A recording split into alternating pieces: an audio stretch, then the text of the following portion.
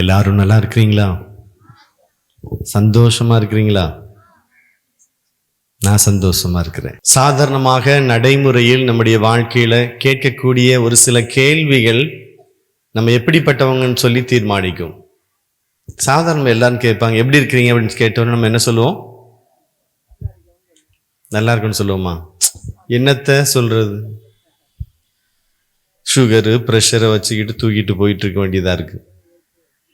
அல்ல குடும்பத்தை குறித்து. அப்போ ஒரு சாதாரண ஒரு கேள்வி கேட்கும் பொழுது நம்ம சொல்லக்கூடிய பதில் எல்லாமே நம்ம சூழ்நிலையை குறித்து தான் எப்போதுமே பேசுவோம். இப்போ என் குடும்பம் எப்படி இருக்குது, எந்த சூழ்நிலையில சந்தர்ப்பத்தில் நான் வாழ்ந்துட்டு இருக்கேங்கிறத உடனே நம்முடைய வார்த்தையில் நாம் வெளிப்படுத்துவோம். அதுவல்ல கிறிஸ்தவ வாழ்க்கை. கிறிஸ்தவ வாழ்க்கை எது இருக்குதுங்கிறது இல்லை, எது வேணுங்கிறத வாயினால் அறிக்கையிடுவது, அதுதான் கிறிஸ்தவ வாழ்க்கை. அப்ப ஆண்டவர் மீது நான் வைத்திருக்கிற நம்பிக்கையில நான் எப்படி இருக்க வேண்டும் என்பதை நான் தீர்மானிப்பது. அதனால் சந்தர்ப்பத்தினாலேயோ சூழ்நிலையினாலேயோ நம்முடைய வாழ்க்கை ஒரு பொழுதும் மாறக்கூடாது. கடல்ல வரக்கூடிய அலையோ காற்றோ நம்முடைய வாழ்க்கையை தீர்மானிக்கூடாது. நான் இந்த இடத்துல தான் இருப்பேன் அப்படின்னு சொல்லி ஆண்டவருக்குள் நாம் தீர்மானிக்க வேண்டும். ஆக இன்று எல்லாருக்கும் தேவையான 2 காரியங்கள் உண்டு. எல்லாருக்குமே தேவையான 2 காரியங்கள் உண்டு. எல்லாருடைய வாழ்வையும் நாம் பார்க்கலாம். விவிலியத்திலும் சரி, நம்முடைய தனிப்பட்ட வாழ்க்கையிலும் சரி, 2 முக்கியமான காரியங்களை அஸ்திவாரமாக கொண்டு கிறிஸ்தவ வாழ்க்கையானது அமைந்திருக்கிறது. மரியாள் இயேசுவை பெற்றெடுக்க அந்த 2 தேவைப்பட்டது. எலிசபெத் யோனாவை பெற்றெடுப்பதற்கும் அந்த 2 காரியங்கள் எலிசபெத்திற்கு தேவைப்பட்டது. இயேசு இந்த உலகத்திற்கு வந்து தந்தையின் திட்டத்தை நிறைவேற்ற போறேன்னு சொன்னாரு, அவருக்கும் அந்த 2 காரியங்கள் தேவைப்பட்டது. சமாரிய பெண் இயேசுவிடம் வந்து நின்று கொண்டிருந்தார்கள், அவர்களுக்கு இந்த 2 காரியங்கள் தேவைப்பட்டது. இயேசுவை பின்தொடர்ந்து 12 சீடர்கள் வந்தாங்க, அவர்களுக்கும் அந்த 2 காரியங்கள் அஸ்திவாரமாக அவருடைய கிறிஸ்தவ வாழ்க்கையில இருந்தது. நம்ம வாழ்க்கையில் அந்த 2 காரியங்கள் உண்டா என்பதை நாம் இப்பொழுது பார்ப்போம். லூக்கா எழுதிய நற்செய்தி 11வது அதிகாரம் 13வது வசனம். லூக்கா 11:13. ஆண்டவர் சொல்கிறார், உன் வாழ்க்கையில நீ எதை கேட்கலையோ முதல்ல இதை கேளு அப்படிங்கிறார். இப்பொழுது நாம் உலக நடந்து கொண்டிருக்கிறது நாம் பார்த்து கொண்டிருக்கின்றோம். பல இடங்களில் பல நாடுகளுக்கு இடையிலே போர் நடந்து கொண்டிருக்கிறது. ஒரு சிலர் ஏற்கனவே சொல்றாங்க 3ஆம் உலக போர் ஆரம்பித்து விட்டுடுது, இன்னும் அவ்வளவுதான், உலகம் முடிய போது. கிறிஸ்தவர்களாக இருந்தா இயேசு வரப்போறாரு, மற்றவர்கள் உலகம் முடிஞ்சிடுச்சு எல்லாருமே சாக போறோம் அப்படின்னு சொல்லி ஒரு சிலர் பேசிட்டு இருக்கிறாங்க. இது நல்ல ஒரு செய்தி, நிறைய சம்பாதிக்க முடியுது. மீடியா லைன்ல இருக்கிற எல்லாருக்கும் புது புது வீடியோவா போட்டு மக்கள் சம்பாதித்து கொண்டிருக்கிறார்கள். ஆனால் உலகப்போர் இது 3வது உலக போராக ஆகி இது முடிய போகுதா? முடியாது. இது ஆரம்பம்தான். மேல வரைக்கும் பீக் வரைக்கும் போயிட்டு டப்புன்னு நின்று போயிடும், அந்த சண்டை இல்லாம போயிடும். இப்ப பல வருடங்களா இந்த யுத்தம் நடந்து கொண்டிருக்கிறது. ஆனாலும் ஆண்டவர் இதை முடிவுக்கு கொண்டு வருகிறார். காலம் நெருங்கி வந்து விட்டது, ஆனால் முடிவடையவில்லை. ஆண்டவர் நமக்கு கூறியது போல இந்த 2 முக்கியமான காரியங்களை குறித்து ஆண்டவர் நம்மை சிந்திக்கும்படியாய் நம்ம வாழ்க்கையில அந்த ஆசீர்வாதம் 2ம் இருக்கிறதா என்பதை சிந்தித்து பார்க்க ஆண்டவர் அழைத்திருக்கிறார். அந்த 2 காரியங்கள் தான் ஒரு மனிதன் கிறிஸ்தவளா என்பதை வெளிப்படுத்தக்கூடியது. கிறிஸ்தவன் என்பதை வெளிப்படுத்தக்கூடியது. ஒரு சாட்சிய வாழ்வுக்கு அது நம்மை அழைத்து செல்லும். நம்ம இப்ப இந்த குறுகிய காலத்தில் நம்ம பார்த்துட்டு இருக்கிறோம், T20 கிரிக்கெட் நடந்துட்டு இருக்குது. அதுல ஒரு பிளேயரை குறித்து ரொம்ப அதிகமா பேசுறாங்க. பல நாடுகள் புகழ்ந்து பேசியது உண்டு. அமெரிக்காவும் ரொம்ப புகழ்ந்து அந்த விளையாட்டு வீரரை புகழ்ந்து பேசியது உண்டு. இந்தியாவிலும் பேசிக் கொண்டிருக்கிறார்கள். சஞ்சு சாம்சன் என்று சொல்லக்கூடிய ஒரு இளைஞன் ஆண்டவர் கொடுத்த ஆசீர்வாதத்தை கொண்டு தான் விளையாடுகின்ற பொழுது ஆண்டவனை ஆசீர்வதித்தார் என்று அடையாளமாக தந்தை மகன் தூய ஆவியின் பெயராலே ஆமென் என்று சொல்லி வானத்தை அவர் உற்று பார்க்கிறார். ஆண்டவர் என்னை நல்லபடியாக விளையாட செய்து இந்திய டீமை வின் செய்திருக்கிறார் என்று சொல்லி கடவுளுக்கு அங்க இருக்கிற ஸ்டேடியத்தில் எல்லாருக்கும் முன்பாக ஆண்டவருக்கு நன்றி கூறுகிறார். அதே போல இந்தியா டீமில் இருக்கக்கூடிய விமென்ஸ் டீம்ல இருக்கக்கூடிய ஒரு விளையாட்டு பெண், பேர் என்ன? ஜெமீமா. அந்த சகோதரியும் அதே போல ஒரு வீராங்கனையாக இருந்து இந்தியாவிற்காக விளையாடுகின்ற பொழுது, ஜெமிமா ரோட்ரிகோஸ் என்று சொல்லக்கூடிய ஒரு வீராங்கனை, அவளும் அதே போல தந்தை மகன் தூய் ஆவியாலே என்று சொல்லி ஆண்டவரை தான் விளையாடிய விளையாட்டிற்கு ஆண்டவர் வெற்றியை தந்ததற்கு நன்றியாக எல்லா மக்களுக்கும் முன்பாக விண்ணக தந்தையை உற்று பார்த்து இயேசு உமக்கு நன்றி என்று சொல்லி மக்கள் பார்க்கும்படி தன்னுடைய விசுவாசத்தை அவர்கள் வெளிப்படுத்தியிருக்கிறார்கள். அவங்க நிறைய போதிக்கல, இறை வார்த்தையெல்லாம் சொல்லல, இயேசு நம்புங்கன்னு சொல்லல. அவங்க எதை நம்புறாங்கிறது பப்ளிக்கா, அவர்கள் நம்பிக்கை எது எது அவர்களை வெற்றி பெற வைத்தது, எது அவர்களை இந்திய நாட்டுக்காக விளையாட வைத்தது என்பதை உலகம் காணும்படியாக மீடியால எல்லாருக்கும் முன்பாக அவர் செய்து காண்பிக்கின்றார்கள். ஒரு சின்ன செயல் உலகத்துக்கு அது கற்றுக் கொடுக்குது. இவர்கள் இயேசுவை நம்புகின்றவர்கள், கிறிஸ்தவர்கள் என்று சொல்லி தாம் வாழ்க்கையை அவர்கள் வெளிப்படுத்துகிறார்கள். அப்ப ஒரு சாட்சியமான ஒரு வாழ்க்கையை வாழ வேண்டுமேனால் அந்த நேரத்துல, வெற்றி பெறும் நேரத்துல முதல்ல ஆண்டவருக்கு தான் நன்றி சொல்லணும் அப்படின்னு சொல்லக்கூடிய அந்த மனநிலை நமக்கு வேண்டுமேயானால் இந்த இரண்டு காரியங்கள் நம்முடைய வாழ்க்கையில அஸ்திவாரமாக இருக்க வேண்டும். ஓகே, முதலாவதாக எடுப்போம். யோவான் எழுதிய நற்செய்தி 1வது அதிகாரம், யோவான் 1வது அதிகாரம் 1 மற்றும் 2 வார்த்தைகள். 1 மற்றும் 2 வார்த்தைகள். தொடக்கத்தில் வாக்கு இருந்தது, அவ்வாக்கு கடவுளோடு இருந்தது, அவ்வாக்கு கடவுளாயும் இருந்தது, வாக்கு என்னும் அவரே தொடக்கத்தில் கடவுளோடு இருந்தார். வாக்கு என்ன? வார்த்தை. தொடக்கத்தில் வார்த்தை இருந்தது, அவ்வார்த்தை கடவுளோடு இருந்தது, அவ்வார்த்தை கடவுளாகவும் அது இருந்தது. அந்த வார்த்தை என்னும் அவரே தொடக்கத்தில் கடவுளோடு இருந்தார். ஆண்டவர் உலகத்திலே தன்னை பின்பற்றி வருகின்ற ஒவ்வொருவருக்கும் வெளிப்படுத்துகின்ற ஒரு முக்கியமான ஒரு கருவி அவர் சொன்ன வார்த்தைகள். ஆண்டவர் விண்ணக தந்தை வார்த்தையாக இருக்கின்றார். இயேசு கிறிஸ்து வார்த்தையானவர் இவ்வுலகிற்கே மனித அவதாரம் அவர் எடுத்து வந்தார். அப்ப இயேசு என்கின்றவர் தான் அந்த வார்த்தை. அப்ப யாரெல்லாம் ஆண்டவரை நம்புகிறோம் அப்படின்னு சொல்றோம்னா, அப்ப நம்ம ஆண்டவர் சொன்ன வார்த்தைகளை நம்புகிறோம் என்பது அடையாளம். அப்ப ஒரு கிறிஸ்தவ வாழ்வுக்கு முக்கியத்துவம் வாய்ந்தது என்று பார்த்தால் நம்ம திருப்பலி எடுத்துக்கலாம், ஜெபமாலை எடுத்துக்கலாம், நவநாள் ஜெபங்கள் எடுத்துக்கலாம், நம்ம தேர்ப்பவனி எடுத்துட்டு போகலாம். நீங்க எதை செஞ்சாலும் சரி, ஆண்டவருடைய வார்த்தை இல்லாம, ஜெபம் இல்லாம எதுவுமே இருக்காது. அதுதான் மூல அஸ்திவாரமாக நம்முடைய வாழ்க்கையில் இருக்கிறது. ஒரு சிலர் சொல்லுவாங்க, கத்தோலிக்க சபையை இல்லாதவர்கள் இது என்ன திருப்பலி இவங்க நடத்திட்டு இருக்கிறாங்க, அவங்களா செஞ்சு ஏதோ ஒரு சடங்குகளை பண்ணிட்டு இருக்கிறாங்க என்று சொல்லி. ஆக நம்ம திருப்பலி புஸ்தகத்தில் எடுத்து பார்த்தால் அதில் இருக்கக்கூடிய ஒவ்வொரு வார்த்தைகளும் எங்கிருந்தா வருது? விவிலியத்திலிருந்து எடுக்கப்பட்டிருக்கு. சொந்தமாக எதுவுமே கிடையாது, எல்லாமே விவிலியத்திலிருந்து தான் வரக்கூடியது.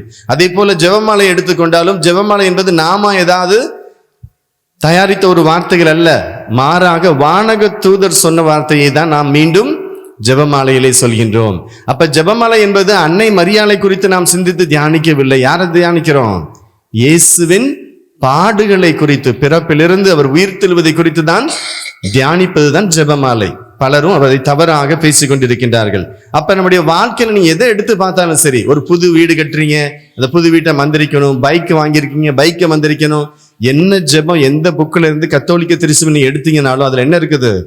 ஆண்டவருடைய வார்த்தை ஒன்றுதான் இருக்கும். வார்த்தை இல்லாம எதுவுமே கிடையவே கிடையாது. நம்ம பிறந்த குழந்தையிலிருந்து நம்முடைய இறந்த சமாதியில போய் நம்ம வைத்து நம்ம கல்லறையில மந்திரிக்கின்ற பொழுதும் அந்த ஆண்டவருடைய வார்த்தை கொண்டுதான் நாம் அங்கே ஜெபிக்கின்றோம். நம்முடைய சொந்த வார்த்தையினால எதுனாலும் அல்ல, ஆண்டவர் பேசிய வார்த்தைகள் நாம் பயன்படுத்துகின்றோம். அப்ப எந்த அளவுக்கு என்னுடைய வாழ்க்கையில ஆண்டவருடைய வார்த்தை தங்கி இருக்குது, என்னுடைய வாழ்க்கையில ஆண்டவருடைய வார்த்தை தங்கி இருக்குது.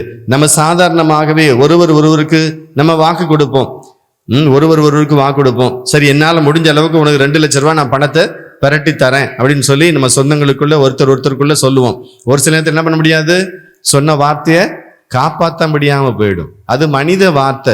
நம்ம செய்யலாம், உதவி செய்யலாம்னு நம்ம நினைச்சிருப்போம், சூழ்நிலை வரும்போது நமக்கு கையில காசு இல்லாம போயிடும். அப்ப நமக்குள்ள மனஸ்தாபங்கள் ஏற்படும், சண்டை சச்சரவுகள் வரலாம். ஆனால் ஆண்டவருடைய வார்த்தை அப்படி கிடையாது. அது சொன்னால் அதை சொன்னதை நிறைவேற்றாமல் அது மீண்டும் திரும்பி செல்லாது அப்படிங்கிறார் ஆண்டவர். மலை எப்படி வானத்திலிருந்து கீழே விழுந்து பூமியை நனைக்கின்றதோ அதே போல ஆண்டவருடைய வார்த்தை அவர் அனுப்பப்பட்ட காரணத்திற்கு அந்த செயலை செய்து முடிக்காமல் மீண்டும் என்னிடம் திரும்பி வராது அப்படிங்கிறார் ஆண்டவர். அப்ப ஆண்டவர் இன்றைக்கு சொல்லுறதுதான், இந்த உலகத்தில் நம்ம பார்க்கிறது எல்லாம், கடலா இருந்தாலும் சரி, மழையாக இருந்தாலும் சரி, நாம் பார்க்கின்ற எல்லா காட்சிகளாக இருந்தாலும், மரங்கள் செடி கொடிகளாக இருந்தாலும் சரி, நாம் பார்க்கின்ற மனிதர்களாக இருந்தாலும் சரி, விலங்குகளாக இருந்தாலும் எல்லாமே நாம் என்ன நம்புகின்றோம்? ஆண்டவர் தன் வார்த்தையினால் அனைத்தையும் படைத்தார் என்று சொல்லி நம்புகிறோம். அப்ப ஆதியிலிருந்து அந்த வார்த்தையானவர் இருக்கிறார். அதான் வேதாகமம் ரொம்ப தெளிவாக சொல்கிறது. யோவான் 1வது அதிகாரத்தில் வாசிக்கும் போது அனைத்தையும் பார்க்கின்றோம். அந்த வார்த்தையானவர் கடவுளோடு இருந்தார், அவர் கடவுளாயும் இருந்தார் என்று சொல்லப்படுது. அப்ப விண்ணக தகப்பன் எதெல்லாம் அந்த 6 நாட்கள்ல தொடக்க நூல்ல வாசிக்கின்றோம், எதெல்லாம் அவர் படைத்தாரோ அது படைக்கும் போது யாரு கூட இருந்தா? அந்த வார்த்தையானவர் இருந்தார். வார்த்தைங்கிறது யாரு? அவர் தான் இயேசு கிறிஸ்து. அந்த வார்த்தை தான் எங்க வந்தது? அன்னை மரியாட்ட வந்தது. யார் மூலமா வந்தது? கெப்ரியேல் தூதர் மூலமாக வந்தது. எப்ப அந்த வார்த்தையை மரியாள் ஏற்றுக்கொண்டாங்களோ அந்த நேரத்தில் என்னாச்சு? உங்க வாழ்க்கையில அந்த வார்த்தையானது மனித அவதாரம் எடுக்க ஆரம்பித்தது. அவர்கள் கற்பம் தரித்தார்கள். அப்ப வார்த்தையினாலதான் எல்லாமே கிறிஸ்தவ வாழ்க்கையை அடங்கி இருக்குது. இன்றைக்கு நம்ம வாழ்க்கையில ஆண்டவரை நான் ஏற்றுக்கொண்டேன், ஆண்டவரை விசுவசிக்கிறேன், அவர் தான் என் ரட்சகர், அதற்காக தான் நான் திருப்பலிக்கு ஒவ்வொரு நாளும் வர்றேன் அப்படின்னு சொல்லி நம்ம சொன்னோம்னா நம்ம வாழ்க்கையில் என்ன அர்த்தம்? இயேசுவின் வார்த்தைகளை, கடவுள் பேசிய வார்த்தைகளை நான் முழுமையா நம்புகிறேன், அதற்கு கீழ்ப்படிவேன் அப்படிங்கிறது தான் அதற்கு அர்த்தம். அப்ப நம்ம வாழ்க்கையில இயேசுவை தேடி எங்கேயும் நம்ம அலைய தேவையில்லை. பல நேரங்கள்ல பலர் கேட்பாங்க, ஃபாதர் எப்படி ஜெபிக்கலாம், எந்த ஜெபத்தை சொன்னா ஆண்டவர் சீக்கிரமா என்னுடைய தேவைகளை நிறைவேற்றுவார் அப்படின்னு சொல்லி ஒரு சிலர் கேட்பாங்க. ஒரு சிலர் கேட்பாங்க, எங்க போய் எந்த இடத்துல இருந்து ஜெபிச்சா நம்முடைய ஜெபங்கள் சீக்கிரமாக கேட்கப்படும் என்று சொல்லி. எந்த இடமும் முக்கியம் இல்லை, எப்படிப்பட்ட ஜெபமும் முக்கியம் இல்லை. தேவையானது ஒன்றே ஒன்று, அவர் வார்த்தையை நான் நம்பி ஜெபிக்கின்ற பொழுது என் வாழ்வில் முழுமையாக அப்படியே அது நிறைவேறும். லூக்கா 17:6 பார்க்கின்றோம். மத்தேயு எழுதிய நற்செய்தி 17வது அதிகாரத்தில் நாம் பார்க்கின்றோம். 20வது அதிகாரத்தில் பார்க்கிறோம்.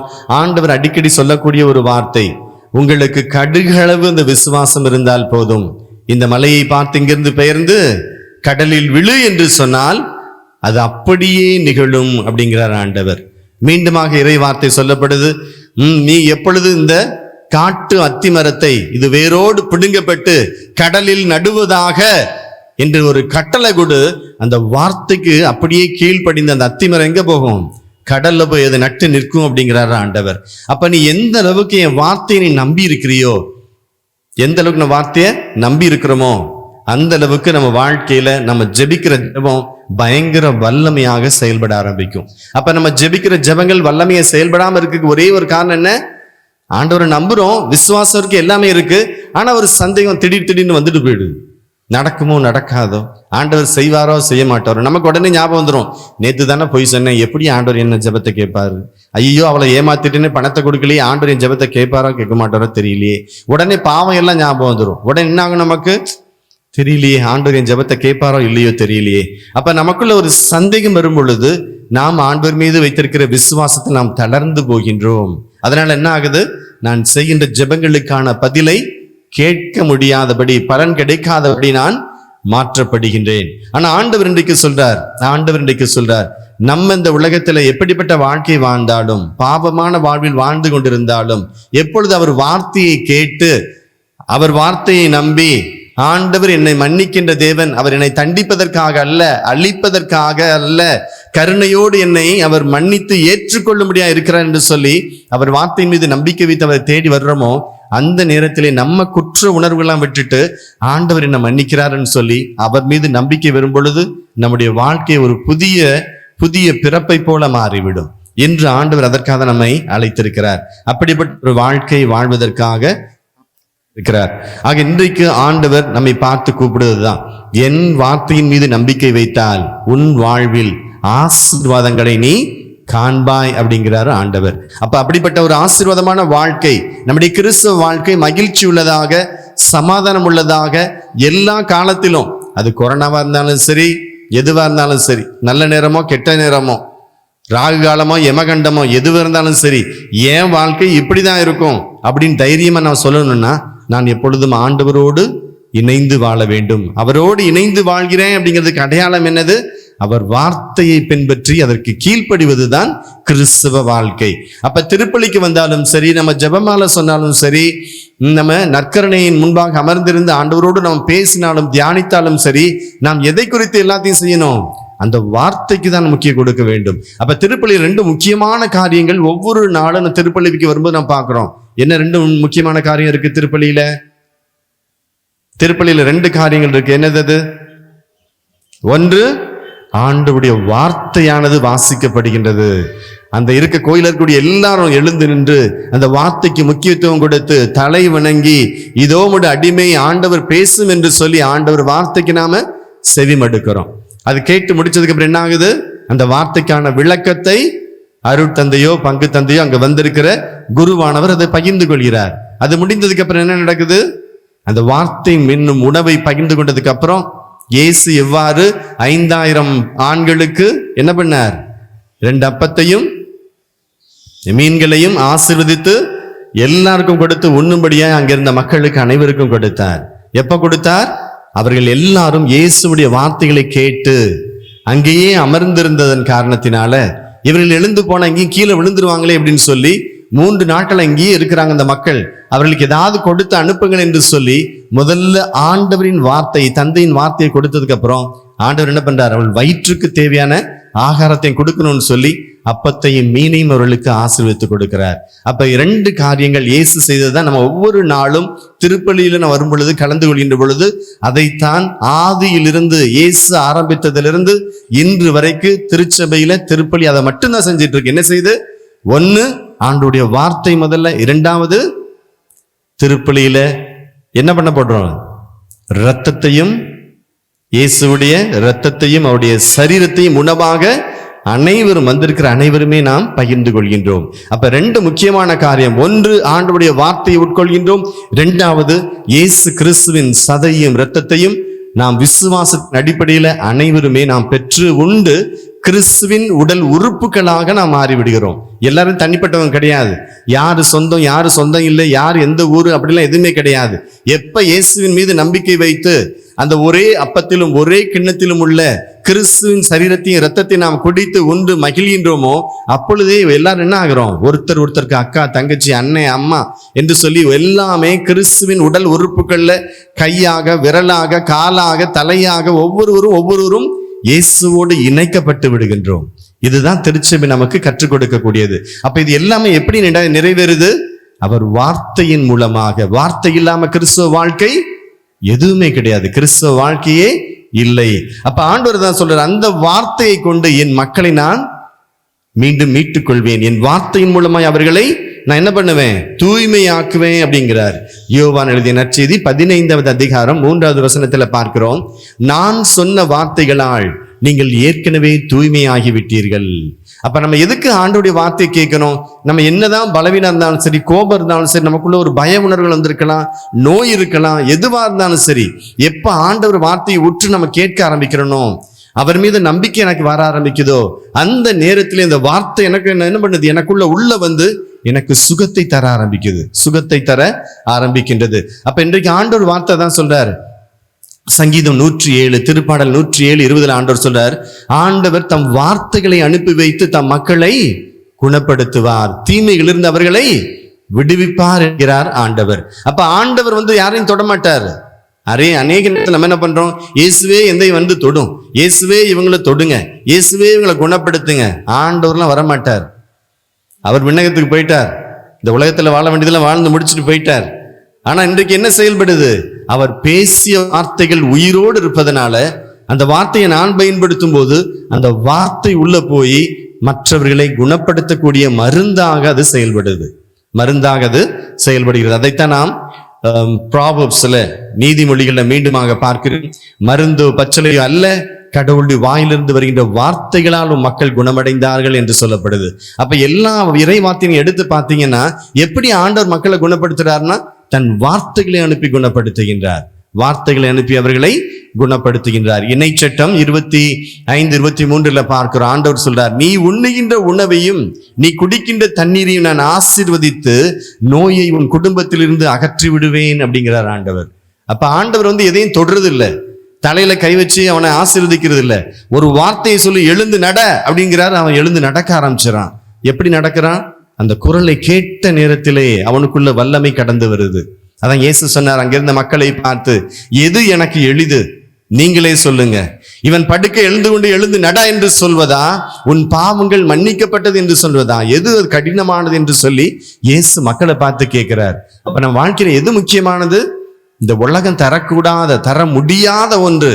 அதுதான் நம்ம ஆண்டவர்கிட்ட பாவங்கள் மன்னிக்கப்பட வேண்டும். இயேசு ஒரு வார்த்தை சொன்னா போதும் நம்முடைய பாவங்கள் எல்லாம் மன்னிக்கப்படும். எப்ப பாவங்கள் மன்னிக்கப்பட்டதோ அப்ப நோய் இருக்க முடியாது, சோதனை இருக்க முடியாது, தடை இருக்க முடியாது, குடும்பத்துல பிரச்சனை இருக்க முடியாது, எல்லாமே மாறிவிடும். அப்ப நம்ம குடும்பத்துக்குள்ள எல்லாம் இருப்பதற்கு காரணம் என்ன? நம்முடைய வாழ்க்கை நாம் செய்த ஒவ்வொருவரும் செய்த பாவங்கள் தான் இன்னைக்கு நம்மளை சோதனைக்குட்படுத்துகின்றது, நம்மளை பலவீனப்படுத்துகின்றது, நோய்வாய்ப்படுத்துகின்றது.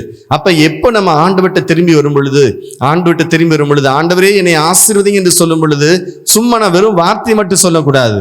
அவர் சொன்ன வாக்குத்தத்தங்களை நான் பிடித்துக் கொள்ள வேண்டும். அவர் சொன்ன வாக்குத்தத்தங்களை நாம் பிடித்துக் கொள்ள வேண்டும். அவர் சொன்ன வார்த்தையை மீண்டும் நாம் அவர்கிட்ட திரும்ப சொல்லணும். மீண்டும் நாம் அவரை பார்த்து சொல்ல வேண்டும். ஏனென்றால் அவர் வார்த்தை உயிருள்ளது. வார்த்தை உயிருள்ளது. எபிரேயர் 4வது அதிகாரம் 12வது வசனத்தில் நாம் அடிக்கடி வாசிக்க கேட்ட ஒரு வார்த்தை, கடவுளுடைய உயிருள்ளது, ஆற்றல் வாய்ந்தது, இரு பக்கமும் வெட்டக்கூடிய எந்த வாளினும் அது கூர்மையானது. நம்ம கேட்டுட்டு தான் இருக்கிறோம், சவுண்ட் தான் உள்ள வருது. உள்ள வந்த உடனே உள்ள சரீரத்துக்குள்ள அது வேலை செய்ய ஆரம்பிக்குது. ஒரு சர்ஜரி உள்ள நடக்குது, ஒரு ஆபரேஷன் நடக்குது. உள்ள இருக்கக்கூடிய சரீரத்தின் உடல் உறுப்புகள் அதை சுத்திகரிக்க ஆரம்பிக்குது, குணமாக்குது. அதுதான் அந்த வார்த்தையோட வல்லமை. அப்ப ஆண்டவர் எங்க இருக்கிறார்?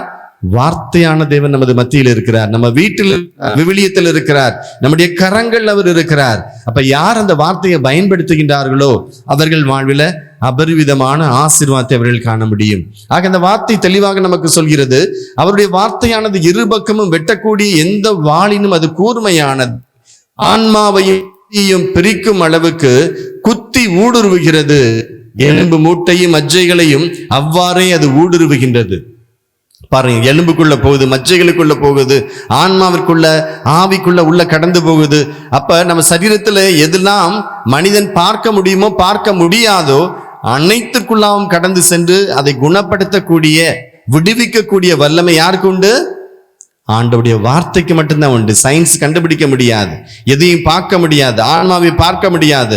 ஆனால் ஆண்டவர் ஒரு வார்த்தை சொன்னால் இறந்து போன ஆன்மாக்கள் மீண்டும் எழுந்து நிற்க முடியும், இறந்து போன மனிதன் மீண்டும் எழுந்து நிற்க முடியும். இயேசு தான் ஒரு இடத்துல சொன்னார், அவரோடு பயணித்து கொண்டிருந்த பொழுது தன்னுடைய சீடர் ஒருத்தர் வந்து சொன்னார், ஆண்டவரே எனக்கு அனுமதி கொடுங்க, எங்க அப்பா இறந்துட்டாரு, அவர் என்ன பண்றேன், நான் போய் புதைச்சிட்டு அதுக்குள்ள மரியாதையெல்லாம் செஞ்சுட்டு நான் உங்களுக்கு பின்னாடி வரேன் அப்படின்னு சொல்லி. இயேசு என்ன சொன்னார்? அவரை பார்த்து, செத்தவர்கள் செத்தவங்களை புதைக்கட்டும், இறந்தவனை புதைக்கட்டும், நீ என்ன பண்ணு, என் பின்னாடி வந்துகிட்டே இரு. நமக்கு நிறைய ஊழியம் இருக்கு, நிறைய வேலை செய்ய வேண்டியது இருக்கு. அப்ப ஆண்டவர் எதை சொல்றார்? இறந்து போனவனை புதைக்கட்டும். அப்ப மனிதர்கள் நம்ம உயிரோட இருக்கலாம், நம்ம நடமாடலாம், எல்லாம் பண்ணிட்டு இருக்கலாம். ஆனா உள்ள இருக்கக்கூடிய ஆன்மா என்ன ஆச்சு? ஏற்கனவே செத்து போயிடுச்சு. பாவத்தினால, அழிவுக்குரிய காரியங்கள்னால, கொலையினால, விபச்சாரத்தினால, மற்றவங்களை ஏமாற்றி மற்றவங்களுடைய வாழ்வை அழித்ததன் காரணமாக ஆன்மா ஏற்கனவே செத்து போயிடுச்சு. அதான் இயேசு சொல்றார், செத்தவனை புதைக்கட்டும், நீ வா என் பின்னாடி. அப்ப பாருங்க, இயேசு எந்த அளவுக்கு ஸ்ட்ரிக்டா தன்னுடைய சீடர்களிடத்துல இருந்திருக்கிறார். இன்னைக்கு கொஞ்சம் நம்ம வீட்டுல அம்மா அப்பா ஸ்ட்ரிக்டா இருந்தா பசங்க உடனே ஓட ஆரம்பிக்கிறாங்க, மொபைலை வை அப்படின்னு சொன்ன. அப்பதான் பசங்களுக்கு டென்ஷன் ஆகுது, அழுக வருது, படிக்க மாட்டாங்க, இல்லையா? அப்படிதானே? சிரிக்கிறான். அப்ப ஆண்டவர் சொல்றது அதுதான். என்றைக்கு நம்ம ஆண்டோடைய வார்த்தையை நம்ம எடுத்து பயன்படுத்த ஆரம்பிக்கிறோம், அந்த வார்த்தை எனக்குள்ள உள்ள சவுண்ட் எனக்குள்ள கேட்குதோ, கேட்கிற நேரத்திலேயே அது எனக்குள்ள வந்து செயல்பட ஆரம்பிக்குது. அப்ப அப்படிப்பட்ட ஒரு பொக்கிஷம், அப்படிப்பட்ட ஒரு ஆசீர்வாதம் ஆண்டவர் நமக்கு கொடுத்திருக்கிறார். ஆனா அந்த பைபிளை நம்ம என்ன பண்றோம்? வீட்டுல எந்த இடத்துல வச்சிருக்கிறோம்? அந்த பைபிள் எந்த இடத்துல இருக்கு? பைபிள் எந்த இடத்துல இருக்கு? வீட்டுல மாதா பாதத்துல இருக்கா? வீட்டுல எங்க இருக்குது? வீட்டுல இருக்குதா பைபிள்? பசங்க வீட்டுல பைபிள் வச்சிருக்கீங்களா? பாதுகாப்பா வச்சிருக்கீங்களா? அல்மாராக்குள்ள இருக்கா, வெளியில இருக்கா? பீரோக்குள்ள இருக்கா, வெளியில இருக்குதா? வெளியில தான் இருக்கா? எப்ப தொட்டு பார்ப்பீங்களா? தூசியெல்லாம் துடைப்பீங்களா? இங்க ஒருத்தன் இல்லை அப்படின்றாங்க, ஆமான்றாங்க. பாருங்க எவ்வளவு பெரிய ஒரு பொக்கிஷம். நம்ம வாழ்க்கையை தீர்மானிக்கக்கூடியது ஒரு உயிருள்ள என்ன சொல்றது, உங்களுக்காக உங்களுடைய தாத்தா பேங்க்ல ஒரு பிக்ஸட் டெபாசிட் போட்டிருக்கிறாரு, ஒரு 5 கோடி. அதுக்கான ஃபார்ம் உங்க கையில் இருக்குது, போட்டதுக்கான அத்தாட்சி. அதை கண்டுக்காம குப்பையில போட்ட மாதிரி போட்டு வச்சிருக்கிறீங்க. இதுதான் நம்ம வாழ்க்கை நடக்கக்கூடியது. ஆண்டவர் கொடுத்த மாபெரும் பொக்கிஷம் நம்ம கையில் இருக்கு, ஆனா யாரும் அதை பயன்படுத்த மாட்டேன்றோம். அந்த அளவுக்கு சத்ருவான என்ன பண்ற, நம்ம கண்களை குருடாக்கி வச்சிடறான். அதை மட்டும் நீ விசுவாசிக்காத, தேரிழு சப்பரம் இழு எல்லாத்தையும் இழு, போ இங்க போ அங்க போ. எனக்கு வேதனை தரக்கூடிய ஒரு காட்சி, வேதனை தரக்கூடிய ஒரு காட்சி. ஒரு சில கோயில இருந்து நான் எந்திரிச்சு நான் வெளியில ஓடி இருக்கிறேன். அந்த கோயிலுக்கு திரும்ப போயிடக்கூடாதுன்னு கூட நான் நினைச்ச நாட்கள் உண்டு. நாங்க உங்க முன்னாடி இப்போ ஒரு குருவாக வந்து நிற்பதற்கு காரணமே என் தாய் தான் செய்த காரியம். இதுதான் எனக்கு அம்மா. என்னுடைய அம்மா செய்த வேலையினால தான் நான் அன்னைக்கு உங்க முன்னாடி ஒரு சாமியாரை வந்து நின்றுட்டு இருக்கிறேன். எனக்கு குரு ஆறுனாலே பிடிக்காது, குருக்களையும் எனக்கு பிடிக்காது, வாலிப வயசு வரைக்கும் குருக்களை எனக்கு பிடிக்காது. அந்த மாதிரி ஆகணும் நான் கனவு கூட கண்டதும் கிடையாது, விருப்பமும் கிடையாது. ஆனால் அந்த ஆண்டவர் சவுளை போல இருந்த என்னை தூக்கி கொண்டு வந்து அவர் இடத்துல வச்சிருக்கிறார். அதுக்கு மூல காரணமா இருந்ததே மரியாள் தான். என்னுடைய தாய், என்னுடைய அம்மா தான் பண்ண காரியம். ஆனால் அவர்களோடு நான் பேசுகின்ற பொழுது, அவர்களோடு அமர்ந்திருந்து ஒவ்வொரு நாளும் தியானிக்கின்ற பொழுது, முதல்ல அவர்கள் என்கிட்ட பேசின வார்த்தை, என் மக்களை என்கிட்ட கூட்டுவா அப்படின்னு சொன்னாங்க. ஒரு நாள் கோயிலிருந்து ஆலயத்திலிருந்து நான் ஜெபித்து கொண்டிருக்கின்ற பொழுது அம்மா என்ன பார்த்து சொன்ன வார்த்தை, என் மக்களை என்கிட்ட கூட்டுவா அப்படின்னு. அப்ப அவங்ககிட்ட சொன்னேன், எல்லா மக்களும் கோயிலுக்கு வராங்களேம்மா, உங்கள்கிட்ட தானே உட்காந்துருக்கிறாங்க, வந்து ஜெபமாலை சொல்றாங்க, உங்கள்கிட்ட பேசிட்டு இருக்கிறாங்களே அப்படின்னு சொல்லி அவர்கள் வீடுகளுக்கு சென்று அவர்களை என்னிடம் அழைத்து வா அப்படின்னாங்க. அப்பதான் நானும் ஃபாதர் பீட்டர் மற்றும் எங்களோடு சேர்ந்து ஒரு சில நபர்கள் வீடுகளை சந்திக்க ஆரம்பித்தோம். காலையிலிருந்து ஈவினிங் வரைக்கும் ஆபீஸ்ல ஒர்க் பண்ணிட்டு வெளியில வந்த உடனே வீடுகளை சந்திக்க ஆரம்பிப்பது, ஒவ்வொரு வீடுகளையும் குடும்ப ஜெபங்கள் செய்து அவர்களை ஆலயத்துக்கு வர வேண்டும், ஜெபிக்க வேண்டும் என்று சொல்லி அவர்களை உற்சாகப்படுத்தி கொண்டிருந்தோம். அந்த நாட்கள் கடந்து போச்சு. ஒரு நாள் என்னுடைய அம்மா என் கையை பிடித்து அழைத்து கொண்டு போயிட்டே இருந்தாங்க. 2 பேரும் போனோம். வா மகனை அப்படின்னு சொல்லி கூட்டு போனாங்க. ஒரு கோயிலுக்குள்ள 2 பேரும் போனோம். அந்த கோயில்ல போய் இயேசுவுக்கு முன்பாக முழங்கால் போட்டு மாதாவும் இருக்கிறாங்க, நானும் நிக்கிறேன். கொஞ்சம் இருந்து உன் அண்ணன்ட்ட பேசிட்டு அப்படின்னு சொல்லிட்டு அவங்க எந்திரிச்சு போனதுதான் சரி.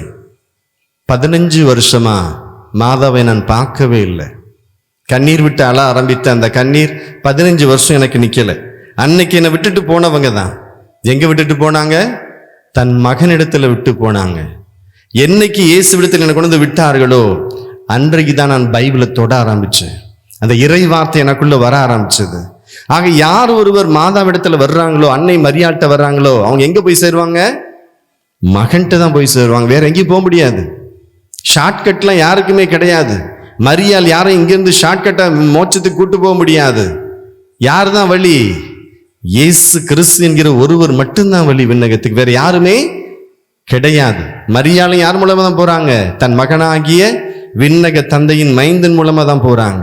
அப்ப ஆண்டவர்கள் நம்ம கடந்து வரும் பொழுது, மரியாவின் மூலமா நாம் கண்ணீரிட்டு நாம் ஜெபித்து மன்றாடுகின்ற பொழுது மரியாள் என்ன பண்ணுவாங்க, இயேசுவிடத்தில் அழைத்து வருவாங்க.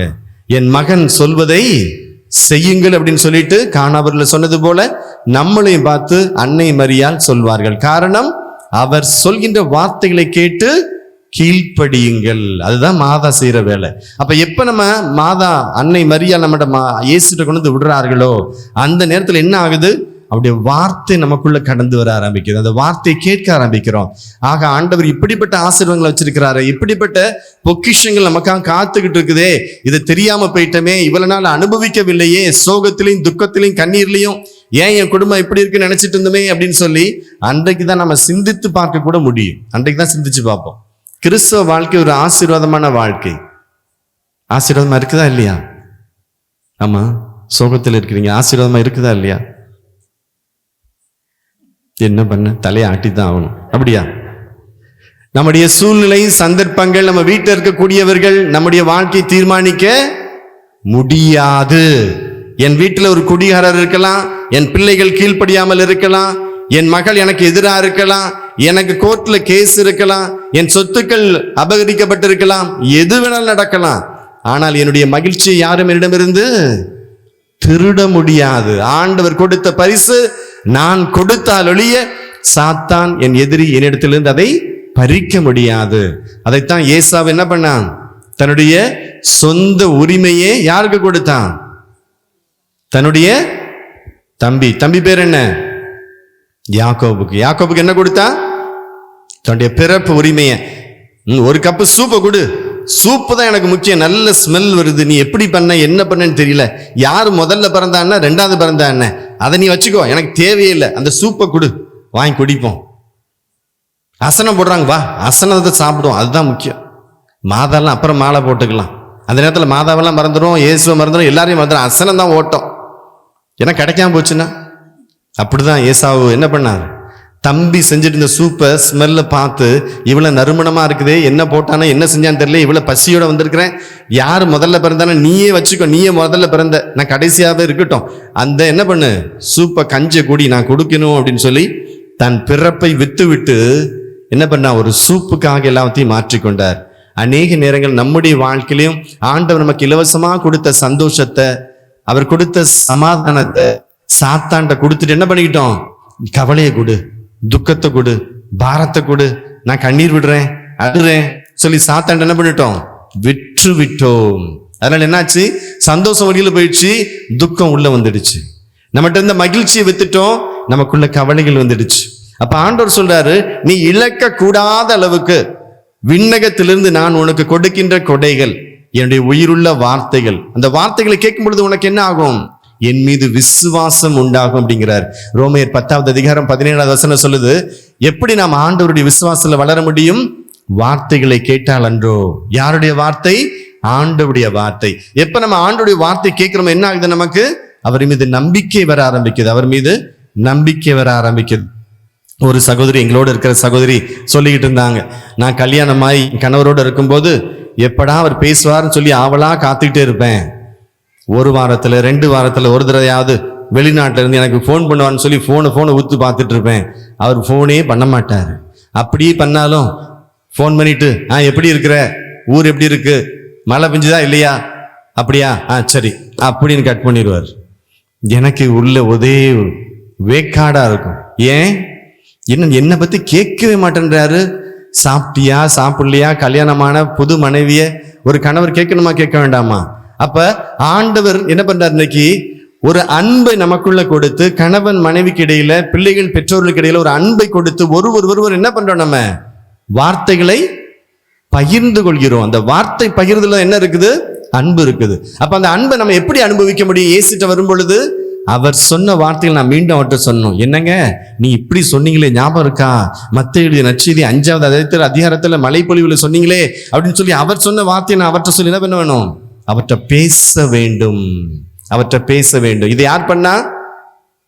மரியாள் பண்ணாங்க. அதைத்தான் மரியாள் பண்ணாங்க. வானக தூதர் சொன்ன வார்த்தையை தியானித்துக் கொண்டிருந்தார்கள் அல்லும் பகலும். இது எவ்வாறு நிகழும்? நான் ஒரு கன்னி பெண் ஆயிற்றே, நான் எப்படி கருத்தரித்து ஒரு குழந்தையை பெற்றெடுக்க முடியும்? எனக்கு திருமணம் ஆகவில்லை என்று சொன்ன பொழுது, மரியாளே கவலைப்படாதே, நீ எப்பொழுது ஆண்டவருடைய வார்த்தை ஏற்றுக்கொண்டாயோ உனக்குள் தூய ஆவியானவர் வந்து தங்குவார். அவர் உனக்கு ஒரு குழந்தையை கொடுப்பார். அந்த குழந்தைக்கு இம்மானுவேல் என்று பெயரிடப்படும் என்று சொல்லி வானக தூதர் மரியாளுக்கு சொல்றாங்க. அப்ப எப்ப மரியாள் ஆண்டவர் வார்த்தையை கேட்டுட்டு, ஆண்டவரே உம்முடைய வார்த்தையின்படி ஆகட்டும், இதோ உம்முடைய அடிமை என்று சொன்னார்களோ, அந்த நேரத்திலேயே மரியாளுக்குள்ளாய் ஆண்டவரின் வல்லமை இறங்க ஆரம்பித்தது. அப்பொழுது உலகத்திற்கும் இவ்வுலக படைப்புகளுக்கும் ஒரு மீட்பரை மரியாள் கொண்டு வந்தார்கள். இதனால முடிந்தது? ஆண்டவரின் வார்த்தையை கேட்டு உம்முடைய சித்தத்தின்படி அப்படியே எனக்கு நிகழட்டும் என்று சொல்லி தன்னை கையளித்த ஒரே ஒரு காரணத்தினால. இன்றைக்கு நம்ம ஆண்டவர்கிட்ட வந்திருக்கிறோம்.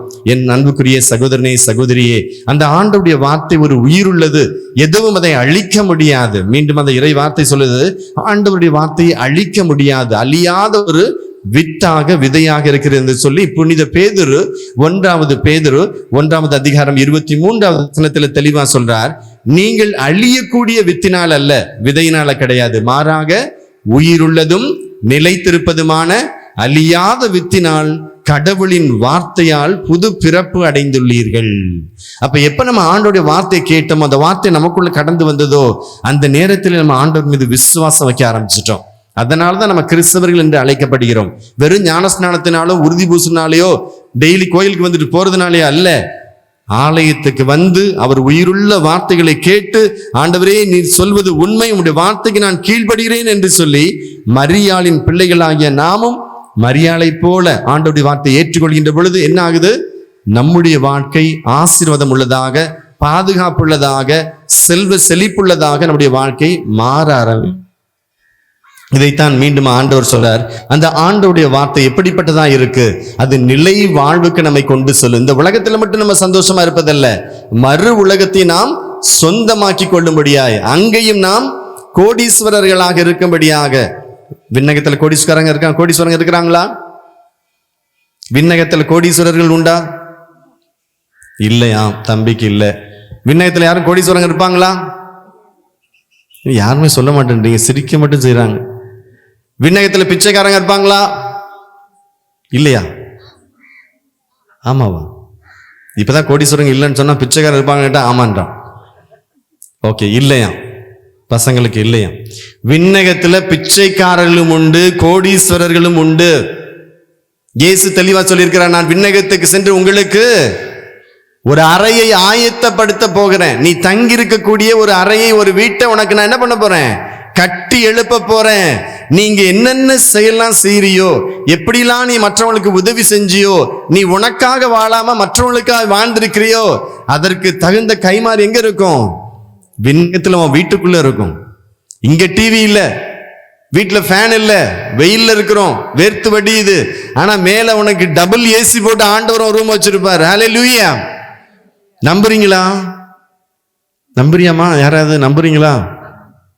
யாருமே நம்ப மாட்டாங்க போல இருக்கு. நான் மட்டும்தான் கை தூக்கிட்டு நிக்கிறேன். யாராவது நம்புறீங்களா? ஓகே, நம்புறவங்க கை தூக்குவங்களாம் பார்த்து வச்சுக்கோங்க. நாளையில இருந்து அவங்க என்ன பண்ணுவாங்க? எளிமையான வாழ்க்கை வாழ்வாங்க.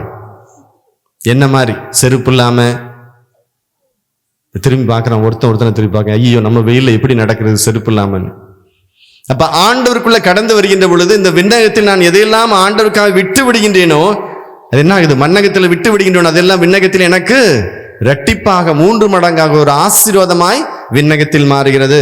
ஆக எழுதி வச்சுக்கோங்க, உங்க வீட்டுல சுவர்ல எழுதிக்கோங்க, இந்த மண்ணகத்துல எதெல்லாம் நான் இழக்கிறேனோ என் தேவனுக்காக, விண்ணகத்தில் அது எனக்கு ஆசீர்வாதமாய், பல மடங்கு ஆசீர்வாதமாய் என்னுடைய அறையில, இயேசு எனக்காய் கட்டப்பட்ட அந்த வீட்டுல சேகரித்து வைக்கப்பட்டிருக்கிறது. அப்ப நானே அப்படி இருப்பேன், ஆபிரகாமை போல விண்ணகத்துல உயர்ந்த இடத்துல இருப்பேன். உயர்ந்த இடத்துல இருப்பேங்கிறத நாம் நினைவில் கூற வேண்டும். ஆக விண்ணகத்துல பணக்காரர்களும் உண்டு, பிச்சைக்காரர்களும் உண்டு. ஒவ்வொருத்தர் என்ன செய்யறோமோ அதுக்கு தகுந்த மாதிரி வாழ்க்கை தான் விண்ணகத்துல இருக்கும். விண்ணகத்துல எல்லாரும் ஒண்ணு போல இருக்க முடியாது. ஒருவர் இயேசுக்கு பக்கத்துல இருப்பாரு, இன்னொருத்தன் ஒரு 10 கிலோமீட்டர் 50 கிலோமீட்டருக்கு அந்த பக்கத்தில் இருப்பாங்க, 50 கிலோமீட்டருக்கு அந்த பக்கத்தில் இருப்பாங்க. ஒரு நாள் ஆண்டவர் நான் ஜெபித்துக் கொண்டிருக்கின்ற போது ஒரு காட்சி எனக்கு காண்பித்தார். ஒரு காட்சியை காண்பித்தார். ஒரு மேடைக்கு முன்பாக நான் நின்று கொண்டிருந்தேன். திடீர் என்று என்னை யாரோ தூக்கி அந்த மேடையில் தூக்கி எறிந்து விட்டார்கள். அந்த மேடையில தூக்கி எறிந்த உடனே இதை போல சிமெண்ட் போட்ட ஒரு பிளாட்ஃபார்ம், அந்த பிளாட்ஃபார்ம்ல ஒரு கார்னர்ல நான் எந்திரிச்சு நிக்கிறேன். அங்கிருந்து பார்க்கின்ற பொழுது அந்த மேடையின் மறுமுனை என் கண்கள் பார்க்க முடியவில்லை. அவ்வளவு பெரிய கிலோமீட்டருக்கு அந்த ஸ்டேஜ் போயிட்டே இருக்குது. அந்த ஸ்டேஜ் அது கிலோமீட்டருக்கு போயிட்டு இருக்குது. அப்ப அந்த மேடையிலிருந்து கீழே திரும்பி பார்க்கிறேன். கண்களுக்கு தெரிந்தது எல்லாமே மனிதனுடைய தலைகள் மட்டும்தான். மனிதனுடைய தலையை மட்டும்தான் பார்க்க முடிஞ்சது. பல கோடி மக்கள் அந்த ஸ்டேஜுக்கு முன்னாடி நின்றுட்டு இருக்கிறாங்க, பல கோடி மக்கள்.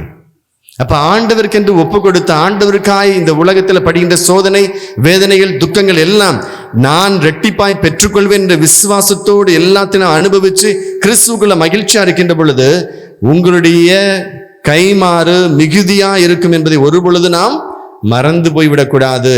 இறை வார்த்தை சொல்கின்றது. மத்தேயு 5வது அதிகாரம் 11-12 வசனங்கள் நாம் வாசிக்கின்றோம். ஓகே, அதைத்தான் மீண்டும் ஆண்டவர் சொல்கிறார். மத்தேயு 13:23 சொல்றார், எப்ப ஆண்டோடைய வார்த்தை நமக்குள்ள வந்துருச்சோ அப்ப நம்ம வாழ்க்கை எப்படியா இருக்கும்? கனிதரக்கூடியதாய் மாறிவிடும் அப்படிங்கிறார். இதைத்தான் இணைச்சட்டம் 28வது அதிகாரத்துல பார்க்கிறோம். ஆண்டவர் 1வது வசனத்திலிருந்து 15 வரைக்கும் ரொம்ப தெளிவா சொல்றார். யாரெல்லாம் என் வார்த்தையை கேட்டு கீழ்ப்படுகிறார்களோ அவங்க வாழ்க்கை எப்படிப்பட்டதா இருக்கும்னு சொல்லி பல ஆசீர்வாதங்கள் இங்க அடுக்கி வைக்கப்பட்டிருக்குது, அடுக்கி வச்சிருக்கிறார். நீ நகர்ல ஆசீர்வதிக்கப்பட்டிருப்ப, உன் வயல்கள் ஆசீர்வதிக்கப்படும், உன் மனைவியின் கருவானது கனிதரக்கூடியதா இருக்கும், உன் மாடுகள் ஆசீர்வதிக்கப்படும், ஆடுகள் ஆசீர்வதிக்கப்பட்டு குட்டிகள் அது பெருகி பழுகும், உன் கூடை, உன்னுடைய கிச்சன்ல அடுக்கலையில நீ வச்சிருக்கிற பொருட்கள், உணவுப் பொருட்கள் எப்பொழுதுமே வற்றாமல் இருக்கும், பாத்திரத்துல எண்ணெய் பொங்கி வழியும் அப்படிங்கிறார் ஆண்டவர்.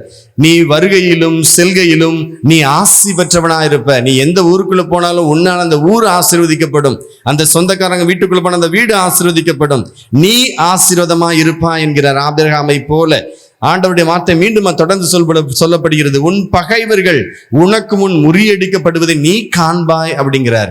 அப்ப யாரெல்லாம் ஆண்டவர் வார்த்தையை நம்பி அது சத்தியம் உண்மைன்னு சொல்லி யோபுவை போல ஆண்டவருக்காய் காத்திருக்கிறார்களோ அவர்கள் வாழ்வில் ஒன்று கூட குறைவுபடாது, மாறாக இரட்டிப்பான ஆசீர்வாதத்தை அவர்கள் பெற்றுக்கொள்வார்கள். உங்களுடைய களஞ்சியங்கள் ஆசீர்வதிக்கப்படும், நீங்கள் மேற்கொள்ளும் செயல்கள் அனைத்தும் நீங்கள் வெற்றி பெறுவீர்கள். பாருங்க, ஒவ்வொரு நன்மையும் ஆண்டவர் மிகவும் தெளிவாக சொல்கிறார். தூய மக்களினங்களில் ஒருவர்களாக நீங்கள் தேர்ந்தெடுக்கப்படுவீர்கள். ஆண்டவர்களை தேர்ந்தெடுத்து உங்களை வழி நடத்துவார். நன்மைகளின் கருவூலமாகிய வானத்தின் கதவுகளை ஆண்டவர் உங்களுக்கு விண்ணகத்திலிருந்து திறப்பார். நீங்க வயல் வச்சிருக்கிறீங்க, உங்களுக்கு நிலங்கள் இருக்குது, ஆண்டவர் உங்களுக்காக அந்த ஊர்ல மழையை பொழிய செய்வார், உங்களுக்காக மழை பெய்யும். ஒரு நீதிமான் அந்த இடத்துல இருக்கின்ற பொழுது, ஒரு மனிதன், ஒரு மனுஷி ஆண்டவருடைய வார்த்தை கீழ்ப்படுகின்ற பொழுது அந்த ஒரு குடும்பத்திற்காக அந்த ஊரானது ஆசீர்வதிக்கப்படும், ஆசீர்வதிக்கப்படும். ஒருவேளை அப்படி ஒரு அழிவு வந்தாலும் என்ன பண்ணுவார் ஆண்டவர்? சோதம் குமாரவல் அழிவு வரும் பொழுது யாரை கூப்பிட்டார்? வெளியில ஏஞ்சல் வந்து யாரை கூப்பிட்டு போனாங்க இந்த ஊருக்குள்ள இருந்து? லோத்து. அவரை மட்டுமா? அவருடைய குடும்பத்தையும் ஆண்டவர் என்ன பண்ணாரு? காவல் துதிரில வச்சு ஓடிடு, திரும்பி பாத்துறாத, இந்த ஊரை ஃபுல்லா நான் அழிக்க போதேன், இந்த நகரம் இருக்காது, இது எரிந்து சாம்பலாக போகுது அப்படின்னு சொல்லிட்டு நீ ஓடு அப்படின்னு சொல்லி, எவ்வளவு வேகமா ஓட முடியுமோ ஓடிடு, நின்றாத எங்கேயும் அப்படின்னு சொல்லி இந்த குடும்பத்தை ஆண்டவர் வெளியில அனுப்பி வைக்கிறார். போனதுக்கு அப்புறம் என்னாச்சு? இந்த உலகம், அந்த ஊர் முழுவதும் கந்தகமானது விண்ணிலிருந்து வந்து அந்த நகரம் முழுவதையும் தீக்கிரையாக்கி சாம்பலாக்கப்பட்டது. இன்றும் வரலாற்றில் அந்த இடம் அப்படியே தான் இருக்குது. யாராவது வேணும்னா போய் பார்த்துக்கலாம். அப்ப ஆண்டவருடைய வார்த்தை அவ்வளவு வல்லமை உள்ளது. அவர் சொன்னால் செய்யாமல் விட மாட்டார்.